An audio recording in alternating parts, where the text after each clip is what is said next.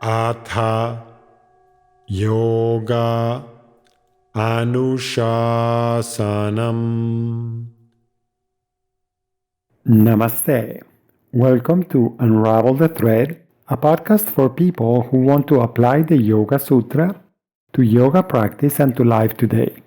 Available online at www.unravelthethread.com. I am Ruben Vasquez, your companion on this journey of exploration. On today's episode, Yoga Sutra 112, Practice and Release. Yoga Sutra 112 says that integration, samadhi, results from practice, abhyasa, and freedom from attachments, vairagya. After enumerating and explaining the 5 types of internal activities, Patanjali now offers a method to quiet them down. The method is a 2-pronged approach for regulating your ways of being. It serves as a reminder that yoga is a dynamic dance, articulating opposites into a fine balance between being and doing. This is a pervasive theme in the Yoga Sutra, appearing again in the suggestions for overcoming obstacles later in this chapter, in the definition of posture in chapter 2, as well as in the definition of concentration, dharana, and meditation, dhyana, in chapter 3. Verse 1.3 indicates that quieting down your ways of being enables you to embody your true nature. That true nature is characterized by a dynamic equilibrium between your different aspects. This is present throughout the natural world. For instance, a tree cannot survive if there is no balance between its sky-bound branches and its roots digging in the ground. There is a similar harmony between the complementary aspects of breathing, where the inbound inhalation would be incomplete and ineffective without its corresponding exhalation. In the breathing process, each inspiration is a doing that brings air in, while each expiration is a letting go that releases what the body no longer needs. Our organism operates through many complementary processes like these. For instance, when some muscles shorten, other nearby muscles respond by lengthening. Our nervous system is constantly balancing out the outward orientation of the sympathetic nervous system with the inward orientation of the parasympathetic nervous system. In this sutra, Patanjali recommends articulating the complementary processes of practice, abhyasa, and release, vairagya, to move towards a deeper integration of all internal systems for living in harmony with everything that is. This strategy combines doing, practice, abhyasa, with being, letting go of attachments, vairagya. In the definition of yoga in verse 1.2, the idea of self-regulation was introduced. The combined strategy in this verse offers a means for self-regulation. The first step is to notice your tendencies, the ways of being, vrittis, mentioned in 1.2 and explained in Sutras 1.5 to 1.11.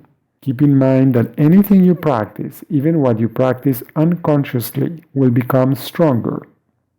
The practice, abhyasa, is to keep coming back to presence by attending consciously to the moment you are in. The ways of being will often generate distractions, pulling you away from presence. When that happens, you let go of attachments to the distracting ways of being. You also let go of attachments to the expected outcomes of your actions, and, of course, you let go of self-judgment. This is vairagya.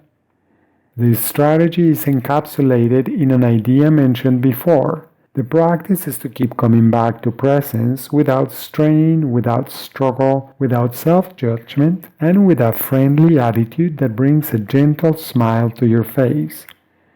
The combination of practice and detachment can be summarized as acting with gentle persistence.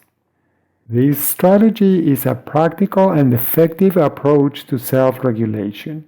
It is one way of choosing a balance between doing and being.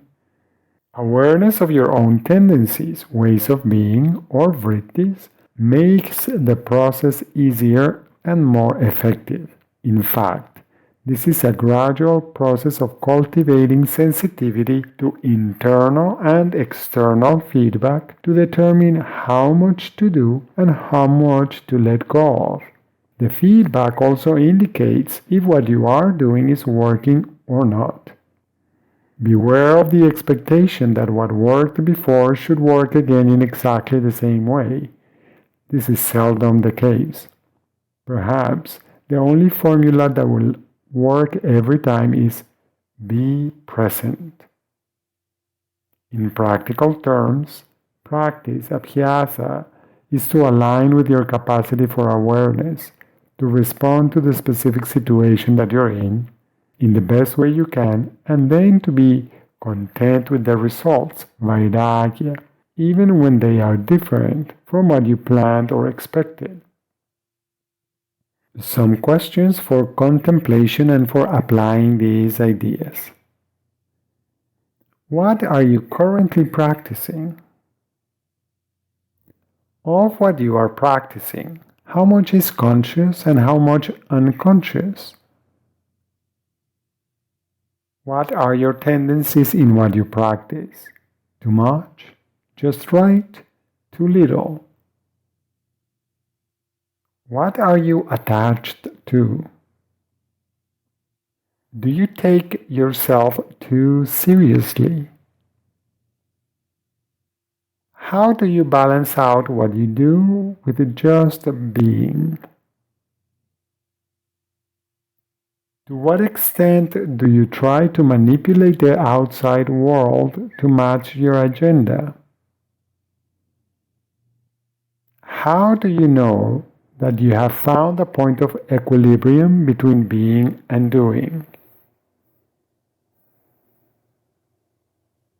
As usual, you can explore with curiosity the direct experience of chanting this sutra. You can choose to chant the traditional version, Abhyasa Vairagyabhyam Tannirodha, or you can chant each word individually. Abhyasa Vairagyabhyam Tat Nirodha. Abhyasa Vairagyabhyam Tat Nirodha.